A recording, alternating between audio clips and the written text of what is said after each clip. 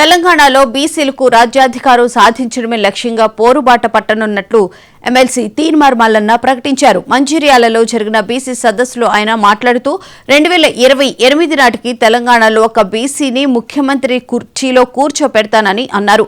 అధికారంలో ఉన్న కాంగ్రెస్ పార్టీ ముందుగా మంత్రివర్గంలో బీసీలకు సరైన వాటా ఇవ్వాలని, ఆ తర్వాత రిజర్వేషన్ల గురించి మాట్లాడాలని డిమాండ్ చేశారు. తాను ఏ పార్టీలో చేరబోనని స్పష్టం చేస్తూ బీసీలకు రిజర్వేషన్లు ఇచ్చే ఉద్దేశం ఏ పార్టీకి లేదని ఆరోపించారు. రాష్ట్రంలోని బీసీలందరూ ఏకం కావాల్సిన సమయం ఆసన్నమైంది అంటున్న తీన్మార్ మల్లన్నతో మా ప్రతినిధి శ్రీనివాస్ ఫేస్ టు ఫేస్. రాజ్యాధికార సాధనకై జిల్లాలో సమావేశాలు ఏర్పాటు చేస్తున్న ఎమ్మెల్సీ తీన్మార్ మల్లన్న మనతో పాటు ఉన్నారు. అన్న చెప్పండి, ఈ సభల ద్వారా ఏం చెప్పవచ్చు? రాజ్యాధికార సాధనే మా లక్ష్యం. తాత్కాలిక రిజర్వేషన్లు, ఈ ఉపశమన తాయిలాలు మాకు సెట్ కావు. రాజ్యాధికారం ఒకటే మాకు కావాల్సినటువంటి అంశం. అందుకోసం మా ప్రజల్ని సమాయత్తం చేస్తూ ఉన్నాం. తెలంగాణ రాష్ట్ర వ్యాప్తంగా ఉన్నటువంటి బీసీలమంతా ఇవాళ ఒకే వేదిక మీదకి వచ్చి నినదిస్తూ ఉన్నాం. రాజ్యాధికారమే మా అంతిమ లక్ష్యం. మా బతుకులు మారాలంటే మీరు ఇచ్చే తాయిలాలతో కాదు అనేటువంటి విషయాన్ని స్పష్టంగా తెలియజేస్తూ ఉన్నాం. గ్రామీణ ప్రాంతాల నుంచి పట్టణ ప్రాంతం వరకు బీసీలంతా ఇవాళ ఏకతాటి మీదకి వచ్చి నినదిస్తూ ఉన్నాం. ముఖ్యంగా కాంగ్రెస్ పార్టీ 42% రిజర్వేషన్లతో కూడా ముందుకు వస్తుంది. ఏ విధంగా వస్తే స్వాగతిస్తాం, తీసుకుంటాం. ఇస్తే తీసుకుంటాం, రాని దానికోసం మళ్ళీ కొట్లాడతాం.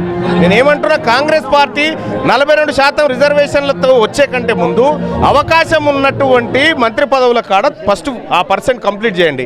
ఆ అవకాశం ఉన్నటువంటి కార్పొరేషన్ల కాడ ఆ అవకాశం కంప్లీట్ చేయండి. అవి ఇవ్వకుండా ఈ డ్రామాలు ఆడితే నమ్మడానికి సిద్ధంగా లేదు.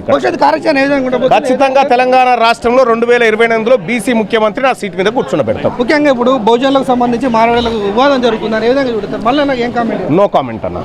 ఇప్పుడు మళ్ళీ ఏ పార్టీ అంటే ఏం చెప్పదలుచుకున్నారు? నేను బీసీల పార్టీ.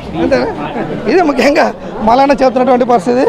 మార్వాడి అదేవిధంగా బహుజనులకు సంబంధించినటువంటి పోరాటానికి సంబంధించి కూడా నో కామెంట్ అని చెప్పడం జరిగింది.